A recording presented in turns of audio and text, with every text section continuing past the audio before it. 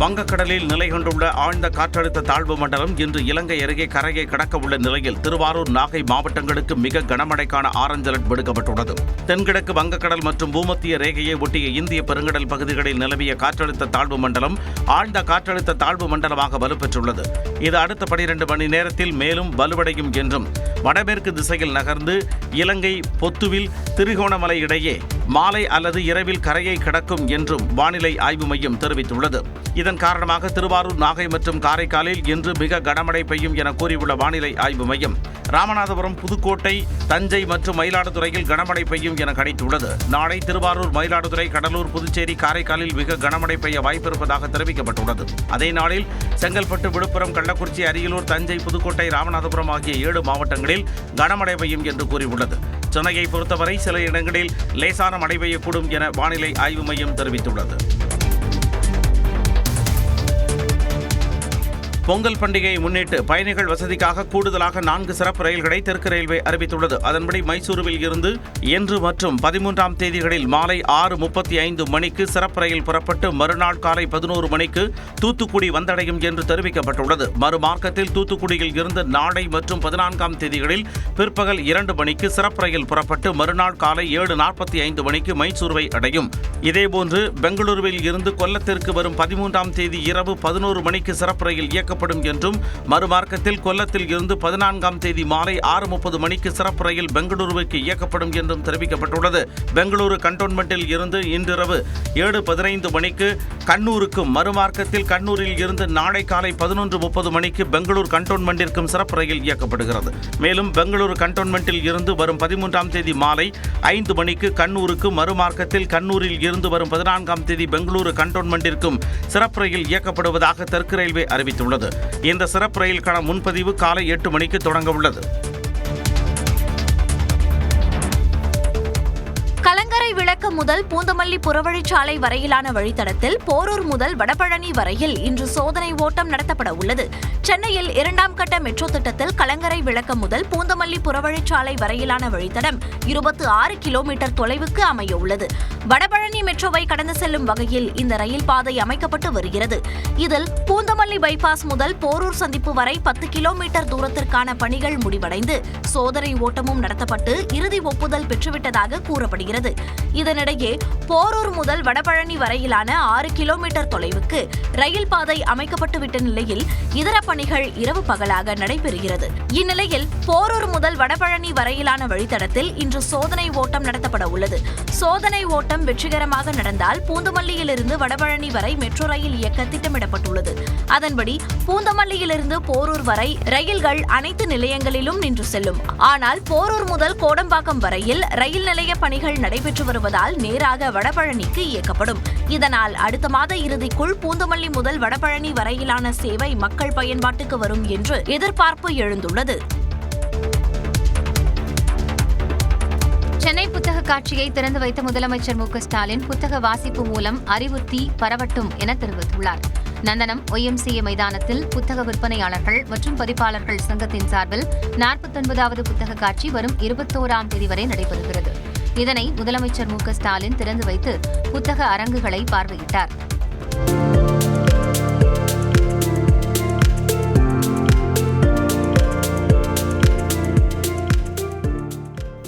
முன்னதாக முத்தமிழறிஞர் கலைஞர் மு. கருணாநிதி பொற்கிழி விருதுகளை வெவ்வேறு தலைப்புகளின் கீழ் 6 எழுத்தாளர்களுக்கு முதலமைச்சர் வழங்கினார்.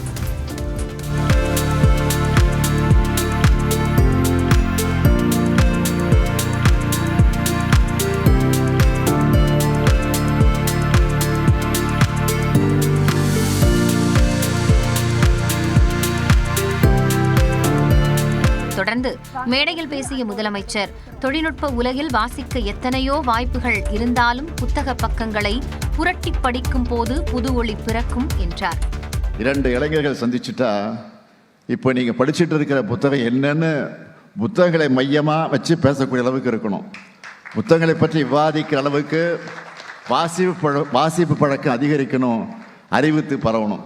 தனக்கு அன்பளிப்பாக வந்த 4 லட்சம் புத்தகங்களை பல்வேறு நூலகங்களுக்கு அனுப்பி புத்தகங்கள் பகிர்வதை ஒரு இயக்கமாகவே செய்து வருவதாகவும் முதலமைச்சர் ஸ்டாலின் குறிப்பிட்டார்.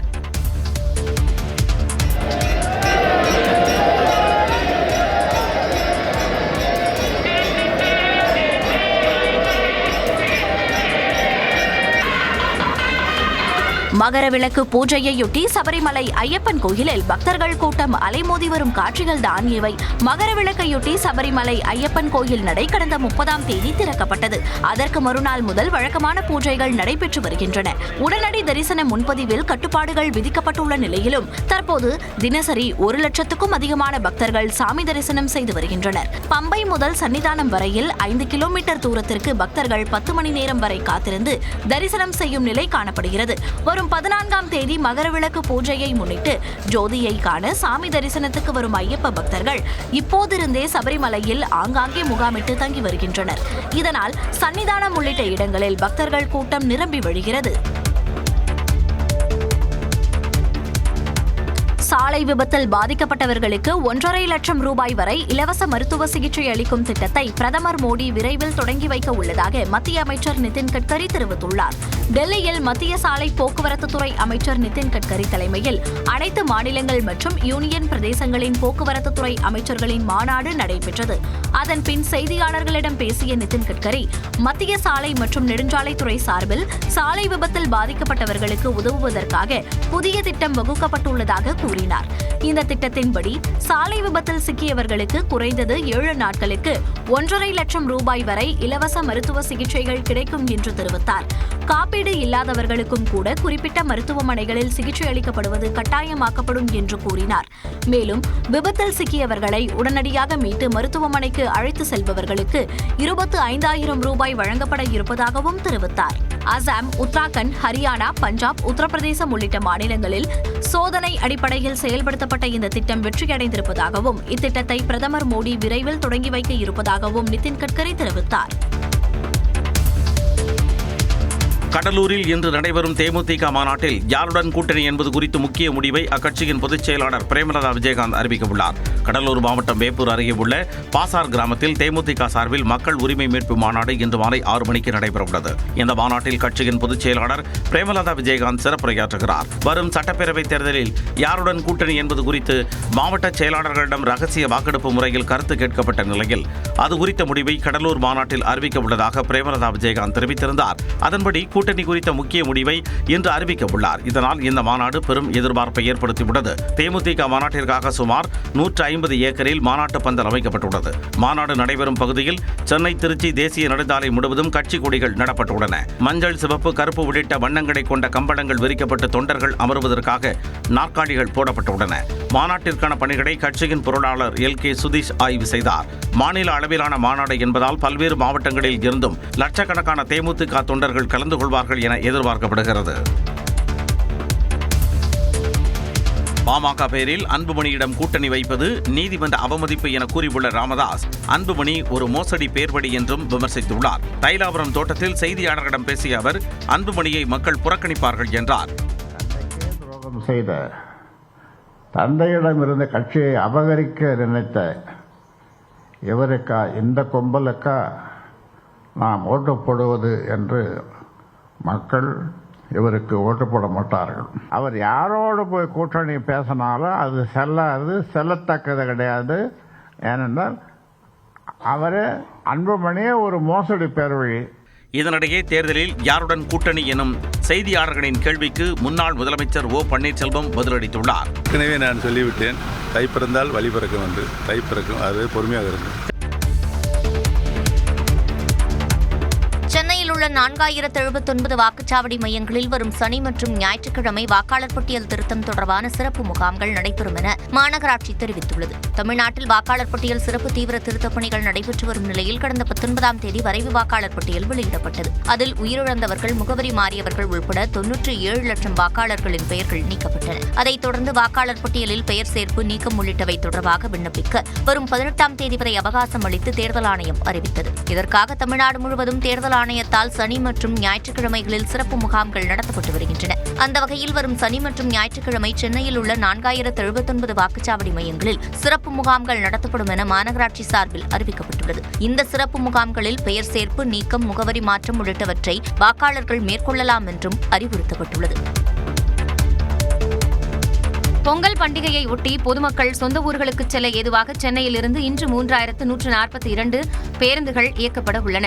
தமிழர் திருநாளான பொங்கல் பண்டிகை வரும் வியாழக்கிழமை கொண்டாடப்பட உள்ளது. சென்னையில் பணியாற்றும் பலர் வார இறுதி நாட்களுடன் சேர்த்து பொங்கல் விடுமுறையை கொண்டாட சொந்த ஊர்களுக்கு பயணம் செய்ய திட்டமிட்டுள்ளனர்.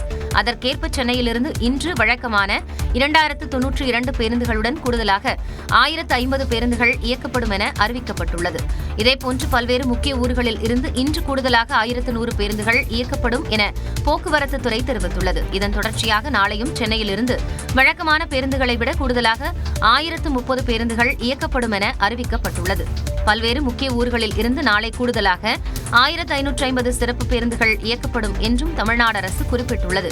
பொதுமக்களின் வசதிக்காக சென்னை கோயம்பேட்டிலிருந்து கிளாம்பாக்கம் மற்றும் மாதவரம் பேருந்து நிலையங்களுக்கு மாநகர போக்குவரத்து கழகம் சார்பில் 24 மணி நேரமும் இணைப்பு பேருந்துகள் இயக்கப்படும் என்றும் அறிவிக்கப்பட்டுள்ளது. கார் மற்றும் இதர வாகனங்களில் சொந்த ஊர்களுக்கு செல்வோர் போக்குவரத்து நெரிசலை தவிர்க்கும் நோக்கில் தாம்பரம் பெருங்களத்தூர் வழியாக செல்வதை தவிர்த்து திருப்போரூர், கேளம்பாக்கம், செங்கல்பட்டு அல்லது வண்டலூர் வெளிவட்ட சுற்றுச்சாலை வழியாக செல்லுமாறு அறிவுறுத்தப்பட்டுள்ளது. உற்பத்தி அதிகரிப்பு காரணமாக நாமக்கல்லில் முட்டை விலை மேலும் 20 காசுகள் சரிந்துள்ளது. நாமக்கல் மண்டலத்தில் சுமார் 2000க்கும் மேற்பட்ட கோழிப்பண்ணைகள் இயங்கி வருகின்றன. இங்கு உற்பத்தியாகும் முட்டைகள் வெளிநாடுகள், வெளி மாநிலங்களுக்கு அனுப்பி வைக்கப்படுகிறது. உற்பத்தி குறைவு உள்ளிட்ட காரணங்களால் கடந்த மாதம் முட்டை கொள்முதல் விலை வரலாறு காணாத அளவு ₹6.40 நிர்ணயிக்கப்பட்டது. உற்பத்தி அதிகரிப்பு, மார்கழி மாதம் என்பதால் முட்டை சாப்பிடுபவர்களின் எண்ணிக்கை குறைந்தது உள்ளிட்ட காரணங்களால் முட்டை விலை படிப்படியாக குறைந்து வருகிறது. தற்போது 20 காசுகள் குறைந்து நாமக்கலில் ஒரு முட்டை கொள்முதல் விலை ₹5.60 நிர்ணயம் செய்யப்பட்டுள்ளது. கடந்த 6 நாட்களில் முட்டை கொள்முதல் விலை 80 காசுகள் சரிந்துள்ளது. இதேபோல பிராய்லர் கோழி உயிருடன் 1 கிலோ ₹142 முட்டை கோழி 1 கிலோ ₹90 விலை நிர்ணயிக்கப்பட்டுள்ளது.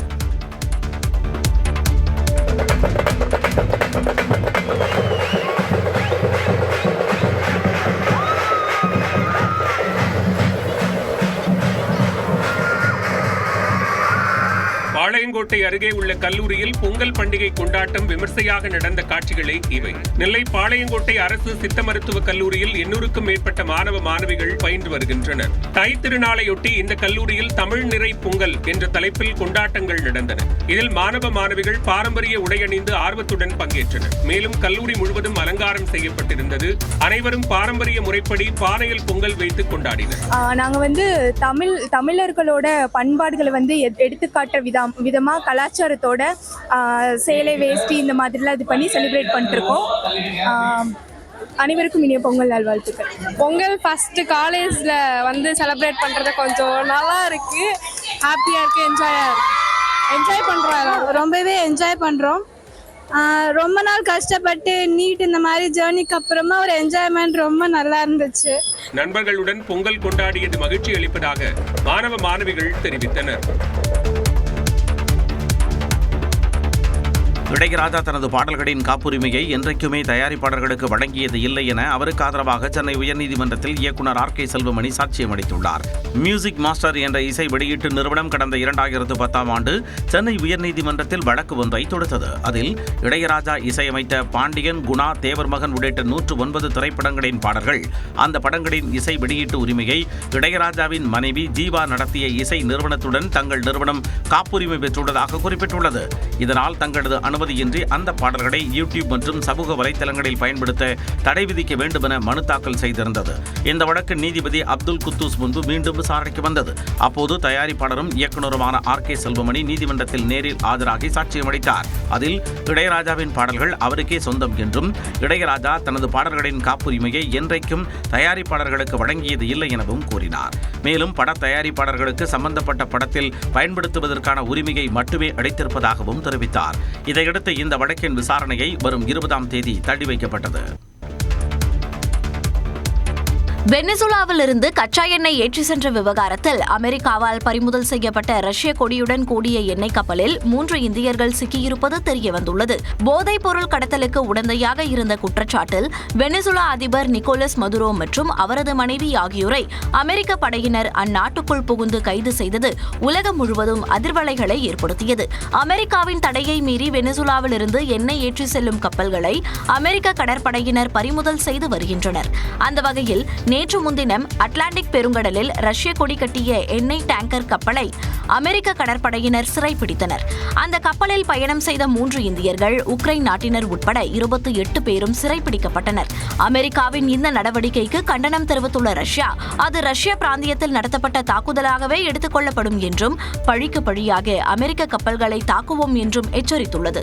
அமெரிக்காவுக்கு எதிராக அணு ஆயுதங்களை பயன்படுத்துவது பற்றியும் யோசனை செய்வோம் என்றும் ரஷ்யா மிரட்டல் விடுத்துள்ளதால் பதற்றம் அதிகரித்துள்ளது.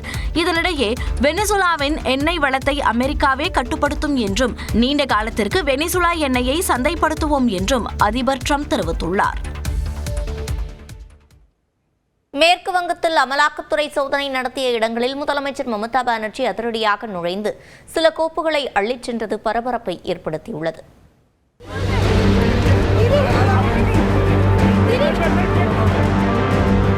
மேற்கு வங்கத்தில் அடுத்த சில மாதங்களில் சட்டமன்ற தேர்தல் நடைபெறவுள்ள நிலையில் அங்கு ஆளும் திரிணாமுல் காங்கிரசுக்கும் பாஜகவுக்கும் கடும் போட்டி ஏற்பட்டுள்ளது. மேற்கு வங்கத்தில் பாஜக பல்வேறு முட்டுக்கட்டைகளை போட்டு வருவதாக கூறி முதலமைச்சர் மம்தா பானர்ஜி கடும் எதிர்ப்பு காட்டி வருகிறார். திரிணாமுல் காங்கிரஸ் கட்சிக்கு 2021ஆம் ஆண்டு தேர்தல் முதலே தேர்தல் வியூக வகுப்பாளர் பிரசாந்த் கிஷோரின் ஐபாக் நிறுவனம்தான் அரசியல் வியூகங்களை வகுத்தும் தகவல் தொழில்நுட்ப பிரிவை நிர்வகித்தும் வருகிறது. அண்மையில் பீகார் தேர்தலில் போட்டியிடுவதற்காக ஐபாக் நிறுவனத்தில் இருந்து பிரசாந்த் கிஷோர் வெளியேறிய நிலையில் இணை நிறுவனரான பிரதீக் ஜெயின் அதன் தலைமை பொறுப்பை ஏற்றார். முன்னதாக 2020ஆம் ஆண்டில் மேற்கு வங்கத்தில் நிலக்கரி ஊழலில் கிடைத்த தொகை கோவாவில் நடந்த தேர்தலில் திரிணாமுல் போட்டியிட்ட போது வியூகம் வகுத்த ஐபாக் நிறுவனத்திற்கு தரப்பட்டதாக அமலாக்கத்துறை வழக்கு பதிவு செய்திருந்தது. இந்நிலையில் கொல்கத்தாவில் உள்ள ஐபாக் நிறுவன தலைவர் பிரதீக் ஜெயினின் வீடு மற்றும் ஐபாக் நிறுவனத்தின் அலுவலகத்தில் அமலாக்கத்துறையினர் நேற்று திடீர் சோதனையில் ஈடுபட்டனர். தங்கள் கட்சிக்கு தேர்தல் வியூகம் வகுக்கும் அலுவலகங்களில் ரெய்டு நடப்பதால் கோபமுற்ற முதல்வர் மம்தா பானர்ஜி பிரதீக் ஜெயினின் வீட்டிற்கு கொல்கத்தா காவல் ஆணையர் சகிதம் ஆவேசமாக சென்றார்.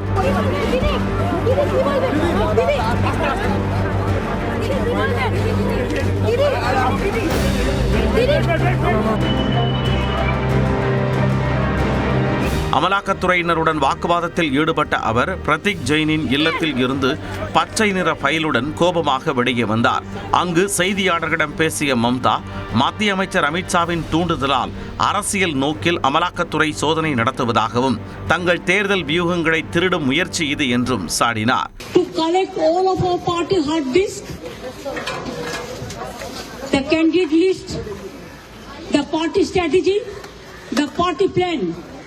Is it the duty of the ED and Amit Shah, the nasty home minister, the naughty home minister who cannot protect the country, and he's taking away all my party documents? பின்னர் அமலாக்கத்துறை சோதனை நடத்தி கொண்டிருந்த Salt Lake பகுதியில் உள்ள ஐபாக் நிறுவன அலுவலகத்திற்கும் அதிகாரிகளுடன் சென்றார். சிறிது நேரத்திற்கு பிறகு அவர்கள் சில கோப்புகளுடன் வெளியே வந்தனர். அதில் ஒரு கோப்பில் 2022 பிப்ரவரி என்றும் மற்றொன்றில் திரிணாமுல் எம்பி மஹுவா மொய்த்ராவின் பெயரும் 2022இல் அவர் கோவா சென்றது தொடர்பானது என்றும் எழுதப்பட்டிருந்தது. இதனிடையே முதலமைச்சர் மம்தா பானர்ஜி தங்களை பணி செய்ய விடாமல் தடுத்து ஆவணங்களை வலுக்கட்டாயமாக எடுத்துச் சென்றதாக கொல்கத்தா உயர்நீதிமன்றத்தில் அமலாக்கத்துறை மனு தாக்கல் செய்தது. தங்கள் சோதனை சட்டவிரோத பண பரிவர்த்தனை தொடர்பானதே, தேர்தலுக்கும் இதற்கும் தொடர்பில்லை என்றும் அமலாக்கத்துறை தெரிவித்துள்ளது. கொல்கத்தா காவல்துறையும் அமலாக்கத்துறை மீது வழக்கு பதிவு செய்துள்ளது.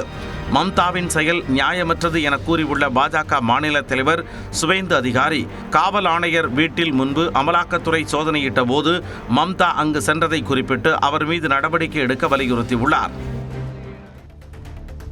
தொடர்ந்து எக்ஸ்பிரஸ் 8 செய்திகளை பார்க்கலாம்.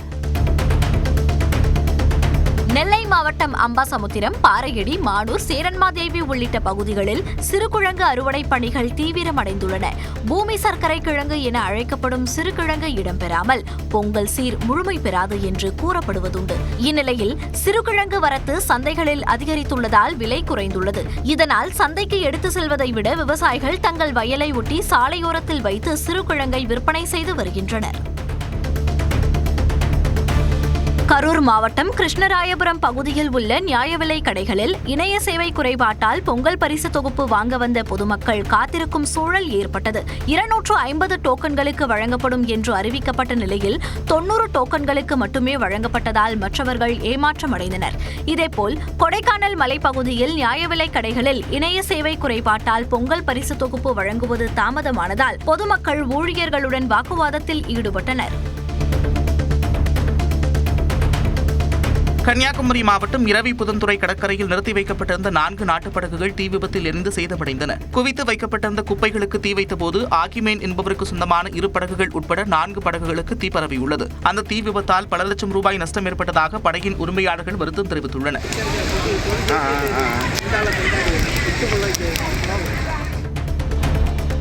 தமிழ் வளர்ச்சிக் கழகத்தின் நிதிச்சுமையை குறைத்ததில் தமிழ்நாடு அரசின் பங்களிப்பு மிகப்பெரியது என்று முன்னாள் மத்திய அமைச்சர் ப. சிதம்பரம் பாராட்டு தெரிவித்துள்ளார். சென்னையில் தமிழ் வளர்ச்சிக் கழகத்தின் சார்பில் நடைபெற்ற நாடகவியல் களஞ்சியம் நூல் வெளியீட்டு விழாவில் பேசிய அவர், திராவிட இயக்கத்தின் விதை நாடக மேடைகளில்தான் விதைக்கப்பட்டதாகவும் கூறினார். சிறை ஒரு சிறந்த படம் என்று பேராசிரியர் மாராசன் ஒரு சிறுபான்மை சமுதாயத்தின் மீது எவ்வளவு அடக்குமுறை அவிழ்த்து விடப்படுகிறது என்ற மைய கருத்தை வைத்து இந்த திரைப்படம் வந்திருக்கிறதாக சொன்னார்கள். திருவண்ணாமலை மாவட்டம் ஆரணி அருகே குடியிருப்பு பகுதியில் நகராட்சி குப்பை கழிவுகளை கொட்டி எரிப்பதற்கு எதிர்ப்பு தெரிவித்து காவல்துறையுடன் பொதுமக்கள் வாக்குவாதத்தில் ஈடுபட்டனர். பையூர் ஊராட்சிக்குட்பட்ட ஸ்ரீசாராம் நகரில் சுமார் 2000க்கும் மேற்பட்ட வீடுகள் உள்ளன. இந்த பகுதியில் ஆரணி நகராட்சிக்கு சொந்தமான 2 ஏக்கர் நிலத்தில் குப்பை கழிவுகள் கொட்டி எரிக்கப்படுகிறது. இதற்கு எதிர்ப்பு தெரிவித்து ஆரணி வந்தவாசி சாலையில் மக்கள் மறியல் போராட்டத்தில் ஈடுபட முயன்றனர். தகவல் அறிந்து வந்த காவல்துறையினர் அவர்களை தடுத்து நிறுத்திய நிலையில் வாக்குவாதம் ஏற்பட்டது. எழுத்தாளர் சூர்யா சேவியர் எழுதிய திருப்பரங்குன்றம் முழு வரலாற்று ஆய்வு என்ற நூலை முதலமைச்சர் மு. ஸ்டாலின் வெளியிட்டார். திருப்பரங்குன்றம் விவகாரம் நாடு முழுவதும் சர்ச்சையை ஏற்படுத்திய நிலையில் எழுத்தாளர் சூர்யா சேவியர் எழுதிய இந்த புத்தகத்தை சென்னை அண்ணா அறிவாலயத்தில் முதலமைச்சர் மு. ஸ்டாலின் வெளியிட்டார். ஹோசூரில் ஆழ்துளை கிணறு அமைக்கும் ரிக் இயந்திர வாகன உரிமையாளர்கள் 7வது நாளாக வேலை நிறுத்தத்தில் ஈடுபட்டுள்ளனர்.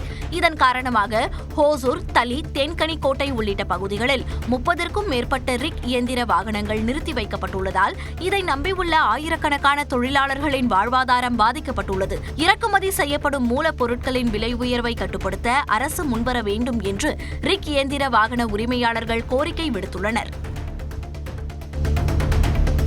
சென்னை அடுத்த மாங்காடு அருகே முன்விரோதம் காரணமாக வீட்டின் மீது நாட்டு வெடிகுண்டு வீசிய வழக்கில் 7 பேர் கைது செய்யப்பட்டனர். மலையம்பாக்கத்தைச் சேர்ந்த தருணேஷுக்கும் ஈஷாக் என்பவருக்கும் பணம் கொடுப்பது தொடர்பாக ஏற்கனவே முன்விரோதம் இருந்ததாக கூறப்படுகிறது. இந்நிலையில் ஈஷாக் தருணேஷின் வீட்டின் மீது 4 நாட்டு வெடிகுண்டுகளை வீசி தாக்குதல் நடத்தியிருக்கிறார். இதுகுறித்து விசாரணை நடத்திய மாங்காடு காவல் நிலைய காவலர்கள் ஈஷாக் உள்ளிட்ட 7 பேரை கைது செய்து விசாரணை நடத்துகின்றனர்.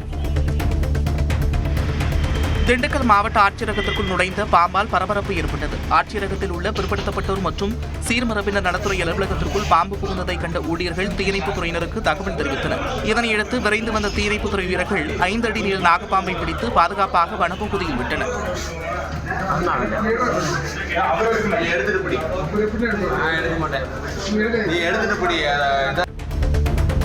நீலகிரி மாவட்டம் உதகையில் விதிகளை மீறி கட்டப்பட்ட 2 கட்டடங்களுக்கு நகராட்சி அதிகாரிகள் சீல் வைத்தனர். விதிமீறல்களை தடுக்கும் வகையில் உயர்நீதிமன்ற உத்தரவுப்படி உதகையில் கட்டப்படும் புதிய கட்டடங்களை அதிகாரிகள் தொடர்ந்து ஆய்வு செய்து வருகின்றனர். அந்த வகையில் நடைபெற்ற சோதனையின் போது உதகையிலிருந்து ஃபாரஸ்ட் கேட் செல்லும் சாலையில் விதிமீறி கட்டடங்கள் கட்டப்பட்டுக் கொண்டிருந்தது தெரியவந்தது. இதனையடுத்து அதன் கட்டுமான பணிகளை தடுத்து நிறுத்திய அதிகாரிகள் சீல் வைத்தனர். கிருஷ்ணகிரி மாவட்டம் ஓசூர் அருகே ரியல் எஸ்டேட் அதிபர் கொலை வழக்கில் குற்றவாளிகளை கைது செய்ய கோரி உறவினர்கள் மறியலில் ஈடுபட்டனர். குந்துமாரண பள்ளியைச் சேர்ந்த குருபிரசாத் என்பவர் புதன்கிழமை இரவு வீட்டில் தூங்கிக் கொண்டிருந்த போது உள்ளே நுழைந்த கும்பல் பயங்கர ஆயுதங்களால் தாக்கி கொலை செய்தது. இதுகுறித்து கெலமங்கலம் காவல்துறையினர் விசாரணை நடத்தி வருகின்றனர். இந்நிலையில் குற்றவாளிகளை உடனே கைது செய்ய கோரி கெலமங்கலம் ஓசூர் சாலையில் குருபிரசாத்தின் உறவினர்கள் மறியலில் ஈடுபட்டனர். கரூர் மாவட்டம் அரவக்குறிச்சி அருகே நள்ளிரவில் டார்ச் லைட் வெளிச்சத்தில் கால்நடைகளை திருடும் நபரின் சிசிடிவி காட்சி வெளியாகியுள்ளது. விஸ்வநாதபுரியைச் சேர்ந்த ராமச்சந்திரன் என்பவருக்கு சொந்தமான ஆடுகள் கடந்த மாதம் திருடு போனது. இதையடுத்து ராமச்சந்திரன் தனது வீட்டில் பொருத்தப்பட்டிருந்த சிசிடிவி கேமராவை பார்த்தபோது அதில் மர்ம நபர் ஒருவர் டார்ச் லைட் உதவியுடன் நோட்டமிடும் காட்சி பதிவாகியுள்ளது. இந்த காட்சிகள் வெளியான நிலையில் காவலர்கள் விசாரணை நடத்தி வருகின்றனர். புதுக்கோட்டை மாவட்டம் அறந்தாங்கியில் திமுக பிரமுகரை வெட்டிய நபரை கைது செய்ய கோரி போராட்டம் நடத்தியவர்கள் கைது செய்யப்பட்டனர். திமுக முன்னாள் நகர்மன்ற உறுப்பினர் ஆறுமுகம் என்பவருக்கும் சிவபிரகாசம் என்பவருக்கும் இடையே 2 நாட்களுக்கு முன்பு மோதல் ஏற்பட்டது.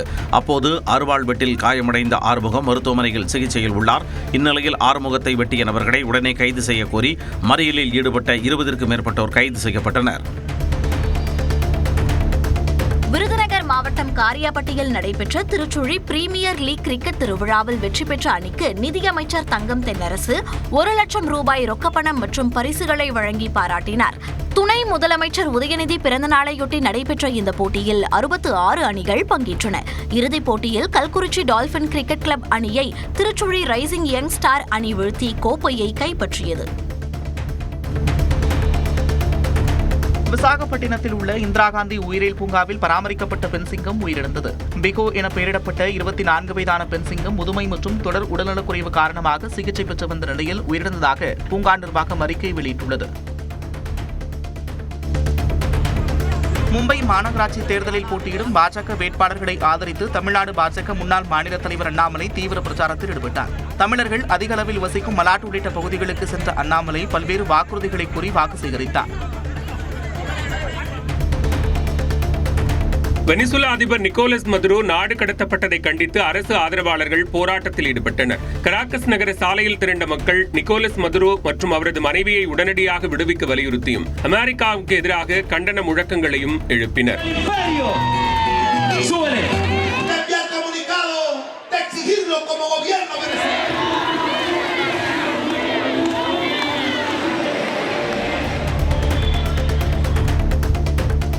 ரஷ்யாவில் பனிச்சிற்ப திருவிழா கடைகட்டி வருகிறது. கிறிஸ்தவ புனிதர்கள் உள்ளிட்டோரின் உருவங்கள் பனிச்சிற்பத்தில் தத்ரூபமாக உருவாக்கப்பட்டுள்ளதை மக்கள் ஆர்வமுடன் கண்டுகளித்தனர்.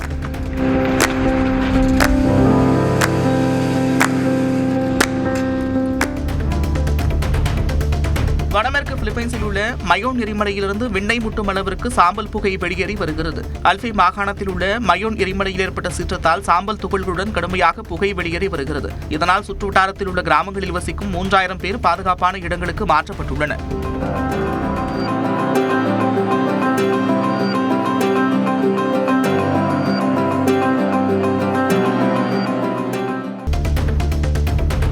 சென்னை புதுவண்ணாரப்பேட்டை துறைமுக பொறுப்பு கழக பகுதியில் அமைந்துள்ள மாற்றுத்திறனாளி பள்ளி விழாவில் மத்திய அமைச்சர் சர்பானந்த சோனாவால் கலந்து கொண்டார். தன்னை வரவேற்ற மாற்றுத்திறன் கொண்ட மாணவர்களுக்கு தான் கொண்டு வந்த விளையாட்டுப் பொருட்களை அமைச்சர் வழங்கி மாணவர்களிடம் உரையாடினார்.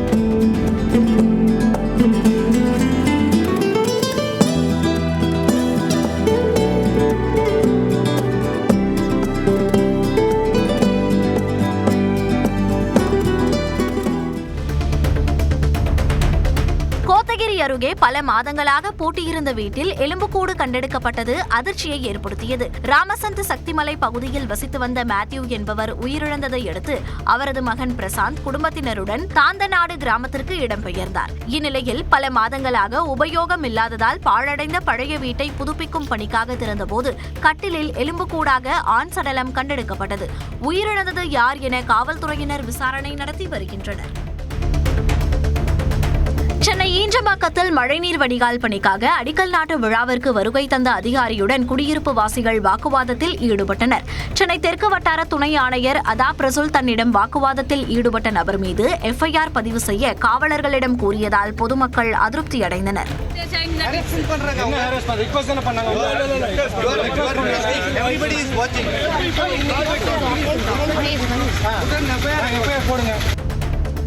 அரக்கோணத்தில் இரட்டை கண் ரயில்வே சுரங்கப்பாதை அருகே ஆக்கிரமிப்புகளை அகற்ற வலியுறுத்தி எம்எல்ஏ ரவி மறியல் போராட்டத்தில் ஈடுபட்டார்.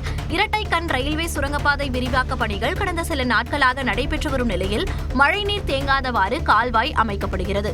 இந்நிலையில் கால்வாய் பணிக்கு இடையூறாக உள்ள ஆக்கிரமிப்புகளை அகற்றாமல் பணி மேற்கொள்வதை கண்டித்து எம்எல்ஏ ரவி போராட்டத்தில் ஈடுபட்டதால் நெடுஞ்சாலைத்துறையினர் பேச்சுவார்த்தை நடத்தினர்.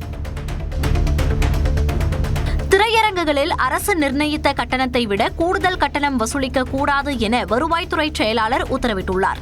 அதேபோல் பார்க்கிங் கட்டணங்களையும் அரசு கூறியுள்ள கட்டணத்தை தாண்டி வசூலிக்க கூடாது என்று எச்சரித்துள்ளார். பொங்கல் பண்டிகையை முன்னிட்டு திரையரங்குகளில் புதிய படங்களுக்கு அதிக டிக்கெட் கட்டணம் வசூலிக்கப்படுவதாக புகார்கள் எழுந்த நிலையில் வருவாய்த்துறை செயலாளர் இந்த எச்சரிக்கையை விடுத்துள்ளார். தருமபுரி மாவட்டம் காரிமங்கலத்தில் குழந்தைகள் மற்றும் பெண்களை கல்குடிக்க வைத்த வழக்கில் பனைமர தொழிலாளர்கள் 6 பேரை காவலர்கள் பிடித்து விசாரித்தனர். ஆசப்பாணிப்பட்டியில் தமிழக அரசால் தடை செய்யப்பட்ட கல்லை குழந்தைகள் மற்றும் பெண்களை குடிக்க வைத்ததாக புகார் எழுந்தது. இது தொடர்பாக பனைமர தொழிலாளர்கள் 6 பேரை காவல் நிலையத்தில் விசாரணை நடத்திய நிலையில் இதற்கு எதிர்ப்பு தெரிவித்து 100க்கும் மேற்பட்ட பனை தொழிலாளர்கள் காவல் நிலையத்தை முற்றுகையிட்டு ஆர்ப்பாட்டத்தில் ஈடுபட்டனர். சேலம் மாவட்டம் ஆட்சியர் அலுவலகத்தில் 3வது தளத்தில் தரையில் பதித்திருந்த டைல்ஸ் திடீரென உடைந்ததால் பரபரப்பு ஏற்பட்டது. மாவட்ட முதன்மை கல்வி அலுவலர் அலுவலகத்தில் பலத்த சத்தத்துடன் டைல்ஸ் பிளவுபட்டதால் அதிர்ச்சியடைந்த ஊழியர்கள் மற்றும் பொதுமக்கள் விரைந்து வெளியேறினர். சுமார் 10 அடி தூரத்திற்கு டைல்ஸ் உடைந்ததன் காரணம் குறித்து ஆட்சியரின் நேர்முக உதவியாளர்கள் பார்வையிட்டு ஆய்வு செய்தனர். தூத்துக்குடியில் நள்ளிரவில் புறவழிச்சாலையில் லாரி ஓட்டுநரை அரிவாளால் வெட்டி பணம் பறிக்க முயன்ற 3 பேர் கைது செய்யப்பட்டனர். நாகையைச் சேர்ந்த கோபு என்ற லாரி ஓட்டுநரை புறவழிச்சாலையில் 3 பேர் அரிவாளால் தாக்கி பணம் மற்றும் செல்போன்களை பறிக்க முயன்றனர். இதுகுறித்து விசாரணை நடத்தி வந்த சிப்காட் காவல் நிலைய காவலர்கள் மடத்தூரைச் சேர்ந்த ஜெயக்குமார், வேல்முருகன் மற்றும் காமேஷ் ஆகிய 3 பேரை கைது செய்து சிறையில் அடைத்தனர்.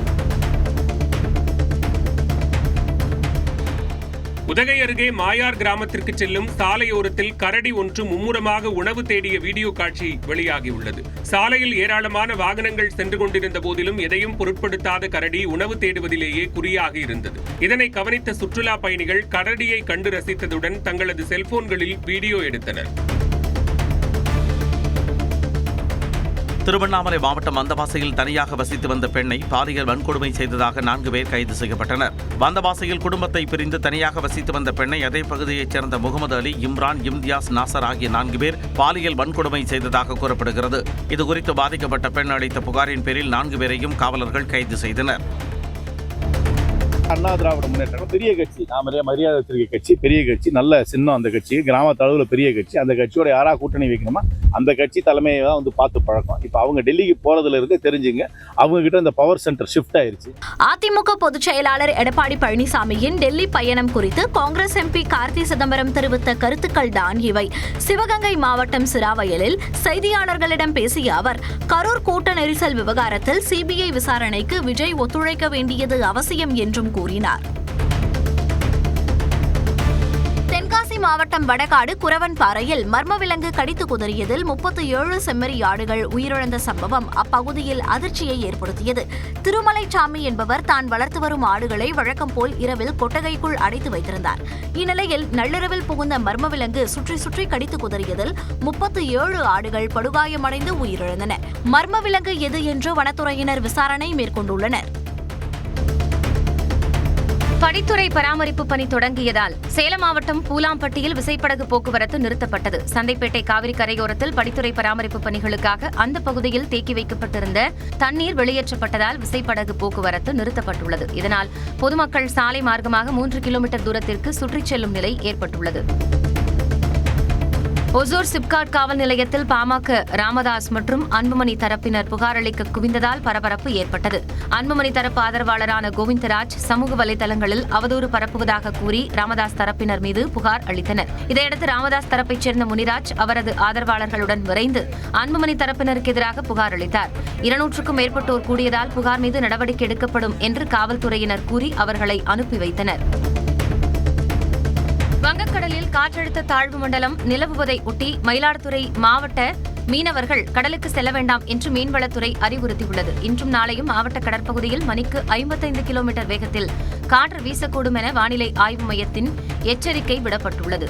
இதனால் மீன்வளத்துறையின் அறிவுறுத்தல்படி கடலுக்கு செல்லாத மீனவர்கள் விசைப்படகுகள், ஃபைபர் படகுகளை துறைமுகங்களில் நிறுத்தியுள்ளனர். ராணிப்பேட்டை மாவட்டம் மரக்கோணம் அரசு மருத்துவமனையில் படமெடுத்து நின்ற நல்ல பாம்பை கண்ட மக்கள் அச்சத்திற்கு ஆளாகினர். எலும்பு சிகிச்சை பிரிவு கட்டடத்தின் அருகே பாம்பு ஊர்ந்து சென்றதை கண்ட மக்கள் தீயணைப்பு வீரர்களுக்கு தகவல் அளித்தனர். அவர்கள் வந்து 30 நிமிடங்களுக்கு மேலாக தீவிரமாக தேடி பாம்பை பிடித்தனர். பின்னர் அந்த பாம்பை அருகே உள்ள காப்புக்காட்டில் விட்டனர்.